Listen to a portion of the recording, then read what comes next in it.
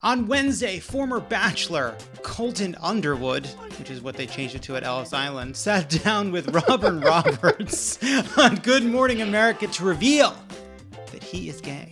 Shortly after the news broke, it was also announced that Colton is not just gay, he's the gay star of a Netflix reality show following his life as an out gay man, with Olympian Gus Kenworthy as his gay guide. So, now it's time for gay news. Gay news. With Guy Branum.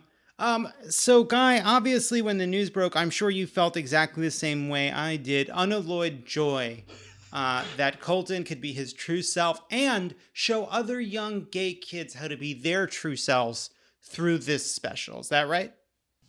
Look, anytime anyone on this planet comes out, it's a good thing. One who is dead is alive again. One who was lost is found. It is happy and exciting. But the way that, the mainstream press shit itself that this person who was part of, Heterosexuality Central, just that we have to pay so much attention to it because he was on The Bachelor, this show that strangely ritualizes, straight mating, was just I don't know, there's maybe bigger stuff going on, maybe bigger gay stuff going on. Couple points. It's not just that he was a resident of Heterosexual Central, as you would say. It's that so he was somebody who wasn't comfortable being himself, and then also had successfully built a career out of his straightness, his ostensible straightness. It is a career built around, I am handsome and anodyne, an avatar for for a straight mate, and I'm going to go on television and represent this ideal in a way that is pure toxic poison. I'm going to take these incredibly important human experiences of seeking love and companionship, of finding a partner that sees you for who you really are, and I'm going to be part of a twisted corporate exploitation of those innate human needs for the purposes of creating a competition. Yes, and also went beyond that to being restraining order level creepy against the woman who he found love with on The Bachelor. And it's I think the first do no harm of male homosexuality is let's not be creepy to ladies. Yes, but and then it's okay, I'm glad you're now coming out. I think I agree with you. That's just a good thing. But then it's wait, hold on a second.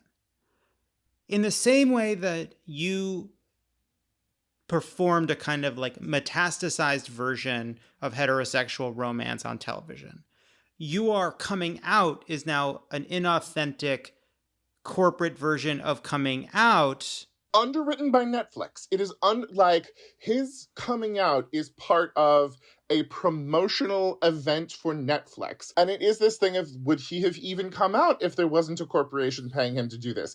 Is he coming out because it is the lucrative and most beneficial thing to him? And one of the things I love so much about coming out, one of the reasons it is beautiful, is because it has consequences, because it is saying being true to myself is worth dealing with everything that the society pushes at queer people. And the notion of somebody coming out because it is the most lucrative and personally beneficial of choices is it is strange to me. It is not a thing I was ready to encounter. And what's amazing about this is what he's doing is actually relatively sophisticated for someone who seems so completely devoid of anything interesting to say ever. The thing is God, we love fungible gays. God, the mainstream media just loves these interchangeably broad-shouldered, narrow-waisted white gays who are not saying anything interesting or challenging. And you're getting at a really good point of like, and look, it's terrible because God knows gay men have been watching The Bachelor and Bachelorette and laughing at heterosexuality for decades now. But don't get that shit in our world. Like, the notion that they're going to do some sort of pretend little dance or game, him saying, oh, I truly loved what's her name, who I met on The Bachelor, but I haven't found emotional connection with the man now, is such a drum roll towards him doing some sort of bullshit ABC Gay The Bachelor. And it makes me so mad, the strain, just imagining the kind of unreal, sanitized version of that they would try to do. I would love to watch a show about somebody coming out of the closet and learning from their queer elders and their queer, like peers, like what this culture of homosexuality is. And I just know what Gus Kenworthy and producers decide for him is safe for television and safe for straight girls watching is not going to look like what the reality is. At least Finding Prince Charming on Logo had the good taste to cast a former escort as Prince Charming. Like, yeah. Some of this is The Bachelor is not for me. And I have a feeling that Colton's journey to find love is not going to be for me. But what I hate about it is, all right, you were pretending to be straight for a long time, and then you contributed to this sort of like ugly, toxic thing in the straight ecosystem. And now you're coming over to our side. And immediately what you are going to make is something that young gay people will need a gay guide to help them avoid, because most gay kids don't look like Gus Kenworthy and Colton Underman. They don't look like that. They don't get to experience looking like that. Oh, you get a gay guide? Colton, you are a beautiful, athletic, cisgendered white man whose guide will be the same. And you will, like, what's the guide? You two of you look in the mirror and be like, we did it. But what's so funny and strange about it is you have these people who 2 generations ago wouldn't have come out because the proximity to masculine heterosexuality, the fact that they seemed passable, meant that just being in the closet was safer and more beneficial to them. And now they are in a world where weirdos and people of color and genderqueer people have fought the fight to make this a world that is safe for them. And they come out and then they kind of get to move to the head of the line, especially in terms of the media, that we just behave as though they are the most valuable of gays. And the thing is like, good for Colton. And I was in the closet. I did not write a book. Did you know that he wrote a book about how he wasn't gay? I did not know that. That is incredible. But I wrote a column for my college campus newspaper saying I wasn't gay. So, he who is without sin, I'm really saying a lot of Christian things to be a Jew right now. But like, look, we all went through closetedness. We all had to find this on our own, but having some humility about it, like maybe the humility to wait 3 weeks in between I'm gay and also I have a TV show about how I'm gay. Bachelors have feelings too. Yes. And I'm not suggesting that anything about his journey isn't emotional, serious to him, important, that there isn't real genuine pain and pathos inside of what will surely be part of the special. Yes. But to me, it's like, I'll wait, I'll reserve judgment. But like, I think the test to me is like, all right, this is somebody that has embodied a lot of heterosexual norms in virtually every aspect of what he has done in his public personal life. Is this show going to be part of that? Is there going to be some part of this journey where there's a moment of confrontation, not just with being gay, but with like notions of masculinity that I think even like you and I are cisgender, basically gay men. And like we are, and I do think that like for me, part of being gay, even in my like mid to late 30s, has been an exploration in my own psychology of what aspects of my personality are still a performance of heterosexuality to go along, to get along, because it's easier, because it's the breezy language of commerce and capital and business and retail and life. And you get something from being a cis man in our society. You get something from it. And how much of that is real and how much of that is a residue of what it was like to be closeted at a different time. I don't know the answer. It's a challenge. It's an interesting, I think, part of what it means to be gay in this era. And what I fear, forget everything, forget where he came from, forget the corporate twinge and inauthenticity of it. What I fear is there is no shortage of content for straight people, for gay people, that does not examine these issues. That and by not examining them, fosters them and continues them. And I'm not really ready for a Netflix special that is ostensibly celebrating what it means to be LGBT, but is ultimately just a very long mask for mask. You know? Yes. I mean, the tragedy, like, the media and I think straight people have such a taste for, like, hot white gays you don't have to worry about because they seem fine. And you don't really have to think about what their internal lives are because they seem fine and are cute. It is the sassy gay boyfriend that everyone wants in a romantic comedy, and then you don't really have to think about it. But I think gay people, particularly gay men, particularly white gay men, because we have the safety of closetedness, because we have the safety of just pretending that we're like everybody else, we are very bad at being honest in media about who we are. We're bad at making TV shows about our honest experience. You know, like there are some amazing people out there who have done really good jobs of being honest, but there is so much anxiety around honest representation. And like, I just think if they had said David Halperin or Wanda Sykes or any number of people were going to, and I fucking love Gus. Gus is an adorable guy. If Colton Underwood needed to get better at skiing, I would say what a great person to go to. But when it comes to understanding who he is as a person, like, I think that Gus is a wonderful person, but I think you could maybe look to somebody who wasn't ripped. I don't know what of this show exists yet, if anything. And you read the description in the kind of announcement. It's like, is this just the first person they got to attach? Like, look, they can make whatever the fuck they want, and the answer to content we don't like, we can just make other shows. There's plenty of opportunities. That's great.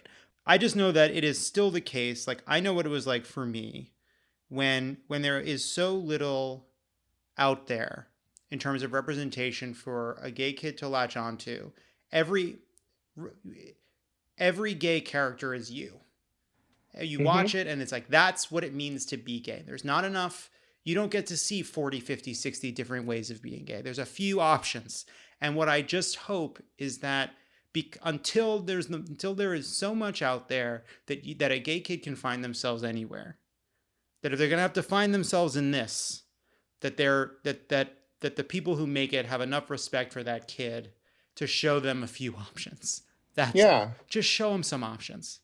Joining us this week, she is a stand-up, Emmy-nominated writer and best-selling author. Please welcome Laurie Kilmartin. Laurie, thanks for being here. Oh, I'm so excited. This is my first Zoom show with you. Yeah, it is. It is. And maybe our last. Pressure's on. I'll try to bring it. Yeah, sure. Let's get into it. What a week. A Baltimore woman didn't get to wear her wedding dress because of the pandemic, so on Sunday she wore it to her vaccine appointment instead. When reached for comment, the woman said, "It was over really fast and I didn't feel a thing, but enough about my wedding night." Oh my God. You know what? She wanted to get poked in her wedding dress, and she did. So I'm on her side. Meanwhile, on Capitol Hill, manic pixie meme churl Jim Jordan got into a one-way shouting match with noted doctor and person who emotionally is always about to take off his glasses and hold the bridge of his nose, Anthony Fauci, over when the country can fully return to normal. You don't think Americans' liberties have been threatened the last year, Dr. Fauci? They've been assaulted. Their liberties have. I don't look at this as a liberty thing, Congressman Jordan. Well, that's I look obvious. At this as a public health thing. After the exchange, Fauci issued new mask recommendations suggesting that it might be beneficial for public health if some people added a ball gag. Look, there's a reason Jim Jordan is obsessed with liberty. He knows he should be in jail. That's right. It's just the shouting. At the end of the colloquy, Maxine Waters jumped in with this. You need to respect the chair and shut your mouth. Now, Laurie, so there was like a lot of like Yas queening going on a bit, like among some on Twitter. And I was sort of like, Maxine Waters has issued some pretty good retorts over the years. This felt like it was after the fact and not that great. You know, it felt like she wanted in. Like it was like Jim Jordan was already quiet. They were already kind of moving on. I don't think Clyburn liked having somebody step in to try to talk on his behalf. Everyone just seemed pretty annoyed. That was my take. That was my take on you need to respect the chair and shut your mouth. I think she wants to swear and she keeps holding herself back. And I really want her to let it fly. I don't envy being in a job with Jim Jordan as a colleague. The CDC recommended a pause on using the Johnson & Johnson vaccine in response to a handful of very rare blood clots among the many millions of vaccinations administered. This is cancel culture. Johnson & Johnson is an effective vaccine, and yet the woke mob is getting its panties in a twist over 6 blood clots. No one is saying blood clots are good, but can't we still appreciate that several million people got vaccinated without blood clots? I have fond memories of Johnson & Johnson. It's part of my childhood. Does that make me a bad person? I don't think so. My view is Johnson & Johnson should ignore the haters and the Twitter scolds and do what it does best, make people laugh. Here's the thing. It's only happening to women.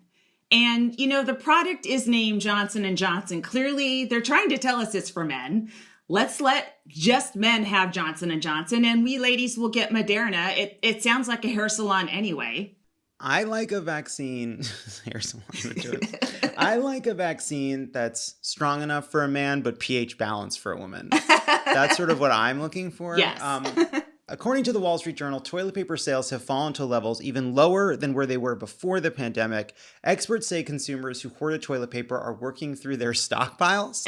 And I think it's actually just a really good sign that a year into this pandemic, a year into the lockdown, people are still using toilet paper. Like they haven't given up. They haven't given up on it. Sure. I mean, there's the most basic commitment to cleanliness is always good. And honestly, I've seen the way Americans eat, and we should always be buying toilet paper. Never think you have enough. You don't. You're one Taco Bell dinner away from being out of toilet paper at all times. Oh, that's a good idea that's giving me ideas. Amazon workers in Bessemer, Alabama, voted overwhelmingly against unionizing. So I just want to remind everybody to shop local, support your local. Sorry, hold on one second. No, just leave it at the door. No, just leave it at the door. Sorry, this is my amazing local book stock furniture hot tub store. It's just this mom and pop operation. They sell toilet paper, sex toys, bookshelves, sporting goods, swimming pools, school store. It's cool. Yeah, cool Jeff operation. Bezos is a dad, so he is running a mom and pop. Chicago authorities have released body cam footage from the fatal police shooting of 13-year-old Adam Toledo last month, which shows that Toledo had his hands in the air when an officer shot him and that police and prosecutors lied about the incident. The ongoing reckoning over police violence and the endless supply of examples of injustice and killing has so thoroughly changed public perception on this issue that Pat Robertson said this. Now, how she made the difference was she shot that poor guy to death saying, this is what I thought. I thought was my taser. And if you can't tell the difference in the feel of those things, it's crazy. Do you know how bad it has to be to get Pat Robertson on your side? This is a man who thought Disney's gay days would cause hurricanes. That's real. He really thought that letting gay people into Disney would cause hurricanes. He blamed the Haitian earthquake on black people making a pact with the devil. A very old myth about the end of slavery. And it just tells you how quickly this issue is moving, that even an ancient monster like Pat Robertson is moving to the right side. Also this week, President Biden announced a September 11th deadline for a full withdrawal of U.S. troops from Afghanistan. I'm now the fourth United States president to preside over American troop presence in Afghanistan. 2 Republicans, 2 Democrats. I will not pass this responsibility on to a 5th. Wow, thanks for taking that off my plate, said Tucker Carlson. Here's the thing, like, most of the 9/11 attackers were Saudi and Osama bin Laden was Saudi. So I think the message to the world is, if you attack us, we will attack not you. And we will attack not you, just east of you for about 20 years. I hope everyone's learned their lesson about coming after the United States. I was so young when it began. I was old even then. But I do hope if we take troops out of Japan, we do it on December 7th. That'll finally send them the message. Yeah, loud and clear, that. John, loud and clear. California's Wildfire Research Center has found that the vegetation in the state is a lot drier than usual, setting up a potentially devastating wildfire season, but a gender reveal season for the fucking ages. It's gonna be awesome. They're gonna burn down so many forests. I think like 76% of California is a potential wildfire situation. I'll be Airbnb-ing in the other 24% from August to November. Yeah, these fires. We really got to tend those trees. It's possible the drought is being extended by big mask, because we are going to have to still keep covering our face even after COVID ends in California. I had N95s because N95s is what they had recommended for fire. Yeah. That's what that forever. Like, it was like people had N95s because they said these are the best masks to have in the event of fire. So yeah, mask season is going to go on. 5 of the biggest Democratic polling firms acknowledged that there were major errors in their 2020 polling. Said a spokesperson for one firm, "I don't know what went wrong. We really thought Hillary had this one."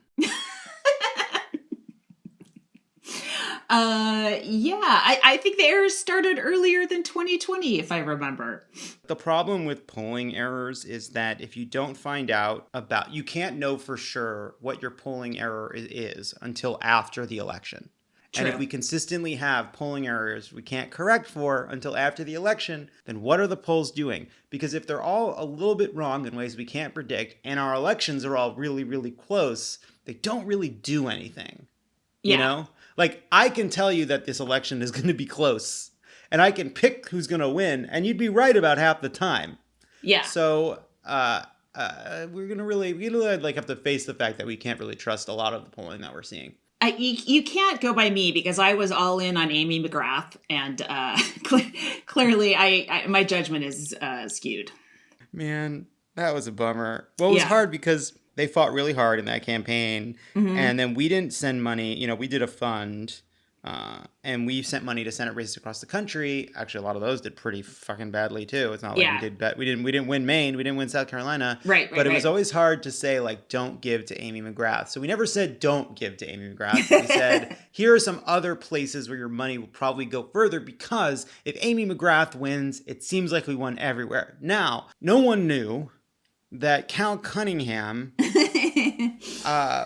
was so sexy. Horny? He's just a horny, sexy man. And like, look, when Cal Cunningham came on Pod Save America, came out to LA to do Pod Save America and some fundraising, we didn't know that it was going to be part of a tryst. We didn't know that we were. We didn't know that we were part. Is that new? Am I breaking news? We didn't know that, like, he was gonna text, "Yep, just got done with Pod Save America, heading back to the hotel to chill out and watch a movie." But that was not what he did. That would make me come over, honestly. I'm ready to drive over. What I learned is, just because I hate your senator doesn't mean you hate your senator. It was astonishing to me that Jamie Harrison would lose to Lindsey Graham, but I guess South Carolina's fine with it. Lindsey Graham, at least this week, he said that climate change is real, which is cool. Come to conclude that climate change is real. In his sort of remarks in the Senate, he was talking about how he believed climate change is real, that man-made emissions are causing it, that we need to address it. And you referred to a trip he took with John McCain and with Hillary Clinton, which is a trip I wrote about when I was her speechwriter. She talked about that trip all the time, which I love. I love that there was this super eventful climate change trip to the Arctic with Hillary Clinton, John McCain, and Lindsey Graham that they still are talking about. They had such a good time. They had such a good time up there. I love that. I like that for them. But it is funny that, or not funny, but it has to happen personally to a conservative before they come around. So he had to go on vacation on an iceberg before he realized we were in trouble. It happens all the time. Like Jesse Waters, who's a Fox News moron, talked this week about how he finally understands parental leave because he is appreciating parental leave. And I actually okay, great. You figured it out. I wish that you were a person with empathy. Yes. But what I find amazing is not that it takes someone like that to have to experience a problem before they acknowledge the problem exists. What I find incredible is then after that change happens, they are unable to apply it to any other parts of their life. Yes. Like, hey, Jesse. Okay, cool. This is great. Now, you didn't think a problem was real. Then you experience the problem. Now you understand it's real and why it's important that we address it. Try doing that on some other things you haven't personally experienced. Now, can you conceive of the idea? Can you imagine that there are other issues that you won't be hitting, like not having healthcare or not being or having a full-time job, but not having a livable wage? Or you didn't want that baby. They just gave you that baby. Rob Portman is a senator. And when his son came out of the closet, Rob Portman became someone who supported gay rights. And yet, that has not fundamentally altered Rob Portman's politics around a host of other issues. And that to me is incredible. Like, maybe, just for a second, think that every single issue involves a father experiencing something painful around his, everyone is a person, everyone's a person. And they don't get it, doesn't happen. Yeah.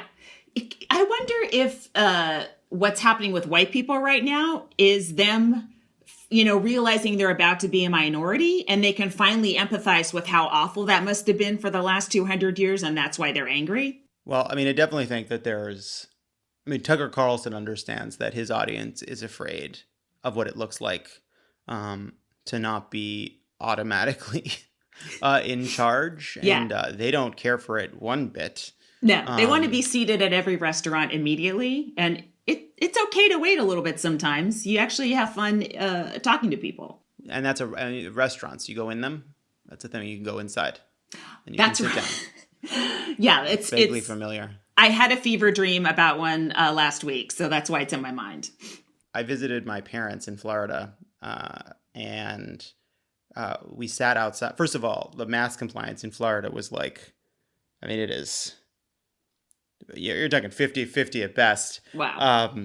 I did feel like Liam Neeson brings Jodie Foster into Society and Nell, Mm-hmm. Yeah. They're like, what are you having? I was like, tan in the wind. Tan in the wind. I don't know how to talk to people.